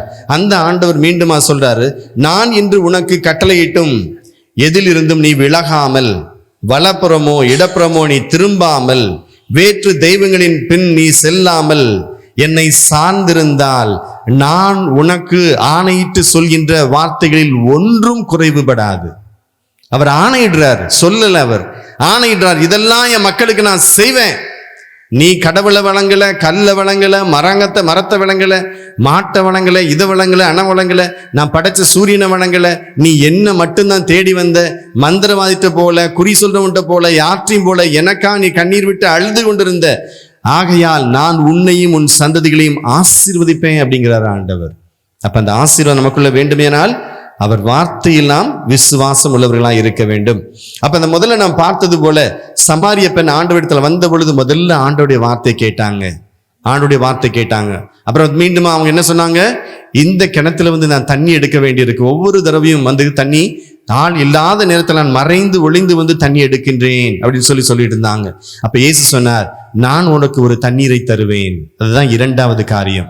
அப்ப இரண்டாவது அஸ்திவாரம் நம்முடைய கிறிஸ்தவ வாழ்க்கையில் எது என்று சொன்னால் ஆவியானவர். யாருக்குள்ள இறை வார்த்தை இருக்கிறதோ, யாருக்குள்ள உண்மையிலேயே ஆண்டவருடைய ஆவி இருக்கிறதோ அவர்கள் அனைவரும் பேறு பெற்றவர்களா இருப்பார்கள். மரியாளை போல முதல்ல கபிரியேல் வார்த்தையை மாதா ஏற்றுக்கொண்டார்கள். இரண்டாவதாக ஆவியானவர்களுக்குள்ள வந்து தங்கியிருந்து ஒரு குழந்தையை உருவாக்கினார். அந்த வார்த்தை மனித அவதாரம் எடுக்க ஆரம்பித்தது. அதுதான் அவர்கள் உலகத்திற்கு பெற்றெடுத்து இயேசு கிறிஸ்துவை மீட்பரை இந்த உலகத்திற்கு கொண்டு வந்தார்கள். அது மரியாவாக இருந்தாலும் சரி, சமாரிய பெண்ணாக இருந்தாலும் சரி, இயேசுடைய சீடர்களாக இருந்தாலும் சரி, எலிசபெத் அம்மாவாக இருந்தாலும் சரி, எல்லாருமே ஆவியினால் நிரப்பப்பட்டு வழிநடத்தப்பட்டவர்கள். இந்த திருச்சபையானது தூய ஆவியினால் இன்றும் வழிநடத்தப்பட்டிருக்கிறது. அப்ப யார் அந்த தூய ஆவியானவர் இருக்கக்கூடிய பாத்திரங்கள், பொக்கிஷங்கள்? பாவிகளாகிய நாம தான் பாவிகள் தான் அவருடைய பாத்திரமா இருக்குது. அப்ப எப்ப நான் பாவின்னு உணர்ந்து ஆவியானவர்கிட்ட கொடுக்கிறேனோ அவர் எனக்குள்ள வந்து செயல்பட ஆரம்பிக்கிறார். நம்ம நினைப்போம் நம்ம தான் ஆவியானவர் தான் இருக்கிறாரே, அவர் பாட்டு இருந்துட்டு போறாரு, நம்ம பூசைக்கு வந்தோம், பார்த்தோம், மாதாட்ட 2 ஜெபமாலையை சொன்னோம், போனோம் அப்படின்னு இருக்கலாம் அப்படின்னு நினைச்சிட்டு இருக்கிறோம். அந்த ஆவியானவர் வந்தா நம்ம வாழ்க்கை மாறிவிடும். பயங்கிறதுக்கு அங்க இடம் இல்லை, பொய்ங்கிறதுக்கு அங்க இடம் இல்லை, புறணிங்கிற வார்த்தை வாயில வராது, கெட்ட வார்த்தைகள் வாயிலிருந்து வர முடியாது. நீங்க எதை தொடுறீங்களோ அது ஆசீர்வாதமாய் மாறும். உங்கள் எதிரி உங்களை சபித்தாலும் உங்களுக்கு ஒன்றும் நடக்காது. உங்களை வெட்டணும் கொள்ளணும் சொல்லி மக்கள் துரத்தி வந்தாலும் அவர்கள் கீழே விழுந்து கிடப்பார்கள். காரணம், ஆண்டவரின் ஆவி உங்களுக்குள் தங்கி இருக்கின்ற பொழுது நீங்கள் கடவுளுடைய ஆலயமாக இருக்கின்றீர்கள். அப்ப நம்ம யாரு? எல்லாருமே நம்ம யாரு? இடிந்தகரை லூர்து மாதா பக்தரா? லூர்து மாதா பக்தரா? ஓகே, நம்ம எல்லாம் யாரு? ஆண்டவர் வாழ்கின்ற ஆவியானவர் வாழக்கூடிய ஒரு ஆலயம். ஆண்டவர் இந்த ஆலயத்தை கேட்கவில்லை, எனக்கு ஒரு நல்ல பெரிய இடத்தை கட்டி கொடு. இந்த இங்க ஒரு அந்தோனியார் கோயில் இப்ப கட்டிக்கிட்டு இருக்கிறாங்க, அதே மாதிரி இந்த சைடில் அந்தோனியார் கோயில் அங்கேயும் கட்டிக்கிட்டு இருக்கிறாங்க. கட்டடத்தை பற்றிலாம் ஆண்டவர் சொல்லவில்லை. ஆண்டவர் சொல்றது ஒன்னே ஒன்று, நொறுக்கப்பட்ட உடைக்கப்பட்ட உன் இதயமாகிய ஆலயத்தை எனக்கு தருவாயா, நான் அதுல வந்து தங்கட்டுமான்னு சொல்லி ஆண்டவர் கேட்கிறார். அப்ப ஆண்டவர் கேட்கறது, புண்பட்டு வெந்து போன கணவன்கிட்ட சண்டை போட்டு, பிள்ளைங்கிட்ட சண்டை போட்டு, மனைவிட்ட சண்டை போட்டு, நம்பிக்கை இல்லாம சோகத்துல துக்கத்துல தாடி வச்சுக்கிட்டு இருக்கிற நமக்குள்ள இருக்கக்கூடிய உடைஞ்சு போன புண்ணான இதயத்தை தான் ஆண்டவர் கேட்கின்றார். அதை கொடுப்பதற்கு நாம் ஆயத்தமா இருக்கிறோமா? அதை நல்லதாக மாற்றக்கூடியவர். கல்லான இதயத்தை எடுத்துவிட்டு தசுள்ள இதயமா மாற்றக்கூடியது அவருடைய செயல். எப்ப நம்ம நம்பி அவற்றை ஒப்பு கொடுக்கிறோமோ அப்ப நம்ம வாழ்க்கை எப்படியா இருக்கும்? ஆசீர்வாதத்துக்குள்ளதாய் மாறிவிடும். ஆக இன்று அந்த ஆசீர்வாதத்துக்கு நம்ம ஒப்பு கொடுப்போம். எப்ப அந்த ஆவியானவர் நமக்குள்ள கடந்து வருகிறாரோ நம்முடைய வாழ்க்கை எப்படி இருக்கும்? வல்லமை உள்ளதா இருக்கும். வல்லமை உள்ளதாய் ஆண்டவர் மாற்றி விடுவார். ரோமையர் 8வது அதிகாரம் 13 ஆண்டவருடைய வார்த்தை சொல்கிறது, நீங்கள் ஊனியல்புக்கு ஏற்ப வாழ்ந்தால் சாகத்தான் போகின்றீர்கள், ஆனால் தூய ஆவியின் துணையால் உடலின் தீச்செயல்கள் அனைத்தையும் சாகடித்தால் நீங்கள் வாழவே வாழ்வீர்கள் என்கிறார் ஆண்டவர். அப்ப நமக்குள்ள பலவீனம் வரலாம், கெட்ட வார்த்தைகள் பேசியிருக்கலாம், பீடி குடிச்சிருக்கலாம், சிகரெட் குடிச்சிருக்கலாம், பான்பராக்கு, இந்த உலகத்துல என்னென்னலாம் அனுபவிக்க முடியுமோ அதெல்லாம் செஞ்சிருந்திருக்கலாம். அப்ப எப்ப நம்ம ஆண்டவருக்குள்ள கடந்து வந்து, ஆண்டவரே என்னால முடியல, உங்களால மட்டும்தான் முடியும் அப்படின்னு சொல்லி கண்ணீர் விட்டு அழுதுட்டு, ஆண்டவரே இந்த ஆவியனை நிரப்புங்க, அந்த தூய ஆவியனை வந்து என்னை ஒரு மாற்றட்டும் என்று சொல்லி ஒப்பு கொடுத்து அவருக்காய் கண்ணீரோடு நாம் ஜெபிக்கின்றோமோ, அந்த ஆவியானவர் உள்ள கடந்து வருகின்ற பொழுது என்னால எதை விட முடியலையோ அது என்னை விட்டு ஓட ஆரம்பிக்கும். எதை நான் விட முடியாமல் கஷ்டப்பட்டேனோ அது என்னிடமிருந்து விலகி செல்வதை, என்னிடமிருந்து முழுமையாக அது எடுக்கப்படுவதை நானே உணர முடியும். அப்ப இன்றைக்கு ஆண்டுட்டு ஒப்பு கொடுப்போம். எத்தனை பேர் வாயை கட்டுப்படுத்த முடியாம மற்றவங்களை பத்தியே பேசிட்டு இருக்கிறோம். வாயை திறந்தாலே பிள்ளைங்களை என்ன பண்றோம்? கெட்ட வார்த்தையினால பேசுறோம். ஒரு சில நேரத்துல சபிக்கிறோம், நம்ம அறியாமலே சபிக்கிறோம். அதுக்கப்புறம் வந்து பாவசீனத்துல நான் பேசிட்டேன், என்னை ஆண்டவர் மன்னிச்சிருங்கன்னு சொல்லி ஒவ்வொரு தரையும் பாவ சங்கீதத்தை நம்ம அறிக்கையிட்டு கொண்டு இருக்கிறோம். அப்ப இன்றைக்கு ஆண்டவரை கேட்போம், ஆண்டவரை என் நாவை கட்டுப்படுத்த, என் வாயை கட்டுப்படுத்த, என் கண்களை கட்டுப்படுத்த, தவறாக என் பயன்படுத்துகின்ற கை விரல்களை கட்டுப்படுத்த ஆவியானவரே நீங்க எனக்குள்ள இருந்து செயல்படுங்க, இது எனக்கு சொந்தமல்ல உமக்கு சொந்தமானது என்று சொல்லி எப்ப நம்ம பரிசுத்த ஆவியானவரை கூப்பிடுறோமோ அன்னை மரியாளை போல நமக்குள்ள அவர் வந்து செயல்பட ஆரம்பிப்பார். பலருடைய வாழ்க்கையிலும் நம்ம நினைக்கலாம், ஆவியானவர் கோயிலுக்கு வந்தோம், போனோம், பிரேயர் பண்ணோம், ஏதாவது நடக்கட்டும் அப்படிங்கிறது இல்லை. ஆவியானவர் வந்தா உங்க குடும்பத்துல வரக்கூடிய காட்சிகளை அவர் முன்கூட்டியே வெளிப்படுத்திடுவார். அதுக்காக தான் அந்த கொடைகள் கொடுக்கப்பட்டிருக்குது. உங்களுக்கு கனவுகள் வர ஆரம்பிக்கும், கனவுகள் அவர் வெளிப்படுத்துவார். என்னுடைய வீட்டில் என்னுடைய அம்மா 1ஆம் கிளாஸ் நான் படிக்கிறதுலேருந்து நான் இன்னைக்கும் எனக்கு ஞாபகத்தில் இருக்கு அவர்கள் சொன்ன காரியங்கள். ஒரு சில காரியங்களை 3 மாசத்துக்கு முன்னாடியே சொல்லிடுவாங்க. தம்பி உனக்கு காய்ச்சல் வரப்போகுது, அந்த காய்ச்சல் ஆனா ஒரு நாள் தான் இருக்கும், எதுக்கும் கவலைப்படாத, பயப்படாத, போ எந்திரிச்சு அப்படின்னு சொல்லுவாங்க. ஆண்டவர் உன்னோடு இருக்கிறார். அவங்க சொன்ன மாதிரி 2 மாசத்துக்குள்ள எனக்கு காய்ச்சல் வந்து வீட்டில் ஒரு நாள் ரெஸ்ட் எடுக்க வேண்டியிருக்கும், அதே நாள் நைட் எந்திரிச்சு நடக்கும்படியாய் ஆண்டவர் செய்திருக்கிறார். அப்ப என் தாயின் மூலமாக பல காரியங்களை, காட்சிகளை அவர் அடிக்கடி பேசுவதுண்டு. அப்ப நான் என் சின்ன வயதுல தப்பு செய்வதற்கு நான் பயந்த ஒரு காரணம் உண்டு என்றால், கடவுளை பார்த்தால நான் பயப்படல, யாராவது பார்த்துருவாங்கன்னு சொல்லி கூட பயப்படல. என் அம்மாவுக்கு ஆண்டவர் எல்லாத்தையும் காமிச்சு கொடுத்துறாரேன்னு சொல்லி எனக்கு பயம் வந்த நாட்கள் அதிகம் உண்டு. அப்ப என் அம்மாவுக்கு நான் பயப்பட காரணம் என்ன? இந்த பரிசுத்தாவியர் எல்லாத்தையும் போட்டு உடைச்சிடுறாரு. நான் எங்கேயாவது ஸ்கூல்ல போய் தப்பு பண்ணாலும் சரி, கிளாஸ் ரூமுக்குள்ள பண்ணாலும் சரி, யார்ட்டையாவது சண்டை போட்டாலும் சரி, வீட்டுக்கு வந்தவொடனே ஏன் அந்த பையனை கிளாஸ் ரூம்ல அடிச்சியே அப்படின்னு சொல்லி உடனே கேட்டுறாங்க. ஏதோ டிவியில பார்த்த மாதிரி எல்லாத்தையும் சொல்லி போட்டு உடைச்ச உடனே பயம் வர ஆரம்பிக்குது. எதனால பயம் வருது? அம்மாவை பார்த்தாலே பயம் வருது. அப்ப ஏன் அம்மாவை பார்த்து பயந்தேன்? ஆவியானவர் எல்லாத்தையும் காமிச்சு கொடுத்துடுறாரு. அப்ப பரிசுத்தாவியானவர் எதுக்கு இருக்கிறாரு? நம்மை நல்வழிப்படுத்துவதற்கு, தீமையிலிருந்து நம்மளை திருத்துறதுக்கு. இன்னைக்கு எவ்வளவு பேர் பெற்றோர்கள் இதை செய்யாத, அதை செய்யாத, இப்படி இரு அப்படி இருன்னு சொல்லி பிள்ளைகளை மாத்துறோம். ஏதாவது யாராவது கேட்கிறாங்களா? ஆனா நான் பார்த்து நடுங்கினது உண்டு. என் அப்பாவை பார்த்து நான் ஒரு நாள் பயந்ததே கிடையாது. நான் பயந்ததெல்லாம் என் அம்மாவை பார்த்து தான். ஆண்டவர் எல்லாத்தையும் காட்சியில வெளிப்படுத்திடுவாரு. அதனால பயந்து தான் அவங்க பக்கத்திலேயே போவேன். ஆண்டவரை எதையும் காமிச்சிடாதீங்க அப்படின்னு சொல்லிட்டு ஜெபிச்சுட்டே போவேன். அப்ப என்னுடைய வாழ்க்கையை பரிசுத்தமா சிறு வயதுல மாற்றுறதுக்கு காரணமா இருந்ததே என் அம்மாவுக்குள்ள இருந்த ஆவியானவரின் கொடைகள், வரங்கள். இன்றைக்கு அந்த வரம், கொடை உங்களுக்குள்ள இருந்துன்னா உங்க பிள்ளைங்களை சொல்ல தேவையே இல்லை. அதுவே ஆட்டோமேட்டிக்கா அடங்கி ஒடுங்கி வந்து வீட்டுக்கு முன்னாடி உங்க முன்னாடி நிற்கும். அப்ப நம்ம பிள்ளைங்களை நல்ல வழியில நடத்தணும். என்ன வேணும்? எனக்கு ஆவியானவர் எனக்குள்ள இருக்கணும். மரியாளுக்குள்ள இருந்து செயல்பட்டது போல, சூசையபருக்குள்ள இருந்து செயல்பட்டது போல, காட்சிகள் கனவுல அவர்களோடு பேசி வெளிப்படுத்தியது போல எனக்குள்ள இந்த ஆவியானவர் செயல்படும் பொழுது என் குடும்பம் ஆசீர்வதிக்கப்பட்டதா இருக்கும். என் குடும்பம் ஆசீர்வதிக்கப்பட்டதா இருக்கும். அப்ப அந்த ஆவியானவர் எனக்குள்ள வருகின்ற பொழுது ஆண்டவர் சொல்றாரு, 2 தீமோத்தேயு 1:7 சொல்லப்படுது, கடவுள் நமக்கு கோழையின் உள்ளத்தினால் அல்ல, ஒரு கோழையான ஒரு இதயத்தை உள்ளத்தை அவர் நமக்கு தரவில்லை, மாறாக எதை தந்திருக்கிறாராம்? வல்லமையும் அன்பும் கட்டுப்பாடும் கொண்ட உள்ளத்தையே அவர் தந்திருக்கிறார். உள்ளத்தையே அவர் தந்திருக்கிறார். Power, love and self control. அப்ப ஆண்டவர் நம்ம தேடி வந்து அவர் முன்பாக நம்ம அமர்ந்திருந்து ஜெபிக்கின்ற பொழுது, அல்லது அன்னை மரியாள்கிட்ட போய் நம்ம ஜெபமாலையின் மூலமா மரியாளை நமக்காய் பரிந்து பேசும்படியா நம்ம ஜெபிக்கின்ற பொழுது நமக்கு வரக்கூடியது என்ன? நமக்காய் அவர்கள் மகனிடத்துல பரிந்து பேசி தூய ஆவியின் வல்லமையில நம்ம நிரப்புவதற்காக அவர்கள் நம்மை உற்சாகப்படுத்துவார்கள். அப்ப அந்த எப்ப அந்த ஆவியானவர் உள்ள வர்றாரோ முதல்ல எனக்குள்ள வரக்கூடியது என்னது? Self control. என் உடம்பின் உறுப்புகளை என்னால் கட்டுப்படுத்த முடியும். இதுவரைக்கும் தேவையில்லாம பேசியிருப்பேன், ஆட்டோமேட்டிக்கா கண்ட்ரோல் ஆக ஆரம்பிக்கும். பேசக்கூடாது அப்படின்னு நான் நினைச்ச உடனே ஆட்டோமேட்டிக்கா பேசுறதுனால நிறுத்த முடியும். ஆண்டவர் சொல்றார், ஆண்டோடைய அன்பு அதுல இருந்து வெளிப்படுமாம். ஆவியானவர் வந்த உடனே ரோமர் 5:5 சொன்னப்பட்டது போல ஆண்டவர் விண்ணக தந்தை தூய ஆவியின் மூலமாய் நம்முடைய இதயங்களிலே அவருடைய அன்பை பொழிந்திருக்கிறார். அதை நிரம்பி ஓடுதுன்னு சொல்லப்படுகிறார். அப்ப அந்த ஆண்டோடைய அன்பு நம்ம இதயத்தில் இருக்கும் பொழுது ஒரு பொழுதும் பக்கத்து வீட்லயோ நம்முடைய சொந்தங்களோ நம்ம வீட்டுல இருக்கக்கூடிய சகோதரர்கள்ட்ட ஒரு பொழுது நம்ம சண்டை போட மாட்டோம். சச்சரவுகள் வராது, கெட்ட வார்த்தைகள் வராது. இது எல்லாம் எப்ப மாறுது?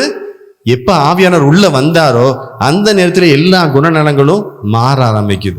எல்லா குணநலங்களும் நமக்குள்ள இருந்து மாற ஆரம்பிக்குது. அப்ப தெரிஞ்சுக்கொள்வோம், இயேசு நமக்கு வாக்களித்த அந்த தூய ஆவியானவர் நமக்குள்ள வரும் பொழுது, நம்மளோடு இருந்து துணையாளராக நமக்காய் பரிந்து பேசும் பொழுது, நமக்காக அவர் கண்ணீர் விட்டு கடவுளை நோக்கி தந்தையை நோக்கி கூப்பிடும் பொழுது என்ன ஆகுது? எனக்குள்ள இருக்கிற பாவங்கள் இருந்து அவர் என்னை விடுவிக்கிறார். அது என்ன கெட்ட பழக்கமா இருந்தாலும் சரி, நம்மளை அறியாமலே அது நம்மை விட்டு விலக ஆரம்பிக்கும். அப்ப அந்த ஆவியானவர் இருக்கும்போது பயம் இருக்க முடியுமா? பயம் இருக்க முடியுமா? ஆவியானவர் இருக்கிறவங்ககிட்ட சான்ஸே கிடையாது. அப்ப யாருக்கு பயம் இருக்குன்னு சொல்றாங்களோ அப்ப ஆவியானவர் அவர்களுக்குள்ள செயல்படவில்லை என்று அர்த்தம். நம்ம செயல்பட ஆவியானவரை அனுமதிக்கல, ஆவியானவர் நாம அனுமதிக்காம இருக்கிறோம். அப்ப இன்றைக்கு ஆண்டவர்கிட்ட கேட்போம், ஆவியானவரே எனக்குள்ள வந்து நீங்க ஆட்சி செய்யுங்க. மரியாளை நீங்க ஆசீர்வதித்து வழி நடத்தியது போல, இயேசுவின் சீடருக்குள்ள நீங்க இருந்து வல்லமையாய் செய்தது போல இன்றைக்கு எனக்குள்ள கடந்து வாங்க என்று சொல்லி அந்த ஆவியானவர் நாம் கூவி அழைப்போம். 1 கொரிந்தியர் 12வது அதிகாரத்திலிருந்து 14ஆம் அதிகாரம் வரைக்கும் தெளிவாக சொல்லப்படுகிறது. அந்த ஆவியானவர் வரும் பொழுது அவர் என்னென்ன வரங்களை கொடுப்பார், என்னென்ன கொடைகளை கொடுப்பார், என்ன கனிகளை அவர் தருவார் என்று சொல்லி கலாத்தியர் 5வது அதிகாரத்தில் 22வது வசனத்திலிருந்து நம்ம வாசிக்கின்றோம். அப்ப ஆண்டவர் நமக்கு வாக்களித்த அந்த தூய ஆவியானவர் உள்ள வரும் பொழுது நம்ம எப்படி இருப்போம்? மரியாளோட பிள்ளைகளாய் மாற்றப்படுவோம். மரியாளுடைய பிள்ளைகளாய் மாற்றப்படுவோம். ஆக இன்று குறிப்பாக இந்த கருத்துகளுக்காக நாம் ஒப்பு கொடுத்து ஜெபிப்போம். எங்கே ஆவியானவர் உண்டோ அங்கே விடுதலை உண்டு என்று சொல்லி 2 கொரிந்தியர் நாம் வாசிக்கின்றோம். இன்று நாம் ஆண்டவர்கிட்ட கேட்கக்கூடிய ஒரே ஒரு கொடை, ஒரே ஒரு பரிசு, நீர் சொன்ன அந்த ஆவியானவரை என்ன நிரப்புங்க. என் குடும்பத்துல என்ன பிரச்சனை, என்ன சோதனை, எது எங்களுக்குள்ள தட்டுப்பாடா இருந்தாலும் சரி, நான் அதெல்லாம் கேட்கல. நிலையான ஒரு ஆசீர்வாதம், நிலையான ஒரு வரத்தை நீ எனக்கு கொடுங்க என்று சொல்லி லூக்கா 11வது அதிகாரத்துல 13வது வசனத்துல ஆண்டவர் சொல்வது போல, இதோ மகன் தகப்பன்ட்ட மீனை கொடுங்க என்று சொன்னால் அவர் என்ன பண்ணுவாரு? பாம்பை கொடுப்பாரா? அப்பத்தை கொடுங்க என்று சொன்னா கல்லை கொடுப்பாரா ஒரு தகப்பன்? ஒரு சாதாரண தகப்பன் நல்லதை கொடுக்கும் பொழுது உன் விண்ணக தந்தையிட்ட அப்பா, விண்ணக தகப்பனே, இயேசு கிறிஸ்துவே, நீர் சொன்ன அந்த தூய ஆவியினை நான் நிரப்புங்க என்று சொல்லும் பொழுது அவர் உனக்கு கொடுக்காமல் இருப்பாரோ என்கிறார் ஆண்டவர். அவர் நமக்குள்ள வந்தா ஞானத்தில் வளர ஆரம்பிப்போம், பிள்ளைங்கள் படிக்க ஆரம்பிப்பாங்க. அவர் நமக்குள்ள வந்தா கடன் பாரம் இருக்காது, எல்லாம் வெளியில ஓட ஆரம்பிக்கும். அவர் நமக்குள்ள வந்தா டிவியில சீரியல் சினிமா ஓடாது, மாதா டிவி ஓட ஆரம்பிக்கும். எல்லாமே அந்த ரிமோட் கண்ட்ரோல் எல்லாமே இங்கதான் இருக்கு. யார் உள்ள இருக்கிறார்களோ அதுதான் வீட்டுக்குள்ள செயல்படும். அப்ப நம்ம வீடு ஆண்டுடைய ஆலயமாய் மாற, நாம் இயேசு கிறிஸ்து வாக்களித்த அந்த தூய ஆவியானவரின் ஆலயமாய் மாறிட, 1 கொரிந்தியர் 6வது அதிகாரத்தில் சொல்லப்பட்டது போல ஆண்டவர் தாமே தங்கி இருக்கிறார் என்று சொன்னாரே, அந்த ஆவியானவர் நம்மை சரீரமாக ஆலயமாய் மாற்றிட இப்பொழுது நாம் அனைவரும் எழுந்து நிற்போம். அந்த ஆவியின் கொடைகளால் நிரப்பப்பட வேண்டும். ஆண்டவரே, உமது வல்லமையால் நிரப்பப்பட வேண்டும். எனக்கு தீர்க்க தரிசன வரங்கள் வேண்டும். எனக்கு அந்நிய பாஷையில் பேச புதிய நாவுகளை எனக்கு தந்துடுங்க. ஆண்டவரே, கனவின் மூலமா என்னோடு பேசுங்க. யாக்கோபோடு நீர் பேசினீரே, யோசேப்போடு நீர் பேசினீரே, சூசேப்பரோடு நீர் பேசினீரே, என்னோடு கனவுல நீங்க பேசுங்க. என் குடும்பத்துல நடக்கக்கூடிய காரியங்கள் எனக்கு வெளிப்படுத்துங்க ஆண்டவரே என்று சொல்லி நாம் உருக்கமாக கண்ணீரோடு ஆவியானவர் அபிஷேகத்தை நிரப்பினால் ஒழிய நான் அந்த ஆலயத்தை விட்டு போக மாட்டேன், சாப்பிட மாட்டேன் அப்படின்னு சொல்லி ஆண்டவர்கிட்ட பிடிவாதமா கேட்கலாமா? எத்தனை பேர் ஆவியானவர் தந்தாதான் நான் சாப்பிடுவேன்னு சொல்ல விரும்புறவங்க பசங்க? இன்றைக்கு இயேசு எனக்கு பரிசுத்த ஆவியை தந்தாதான் நான் என்ன பண்ணுவேன்? சாப்பிடுவேன் அப்படின்னு சொல்லுங்க. எத்தனை பேரு? என் கை மட்டும்தான் இருக்கு. ஓகே, இவங்கெல்லாம் நோட் பண்ணி வச்சுக்கோங்க, போட்டோ எடுத்து வச்சுக்கோ. இவங்கெல்லாம் பரிசுத்த ஆவி வந்ததுக்கு அப்புறம் தான் சாப்பிடுவாங்க. ஹல்லேலூயா. இயேசுவே நன்றி, இயேசுவே ஆராதனை, மரியே வாழ்க. ஹல்லேலூயா. அப்ப மரியாளுடைய பக்தர்களா இருக்கிறதுனால ஒரு யூஸ் இல்லை. நம்ம யாரா இருக்கணும்? மரியாளுடைய சொந்த பிள்ளைகளாக மாற வேண்டும். ஹல்லேலூயா. அந்த ஆசீர்வாதம் வேண்டுமேனால் நமக்கு என்ன வேணும்? ஆவியின் வல்லமை வேண்டும். இறைவனின் வார்த்தை மரியாளுக்குள் தங்கியது போல் நமக்குள் தங்க வேண்டும்.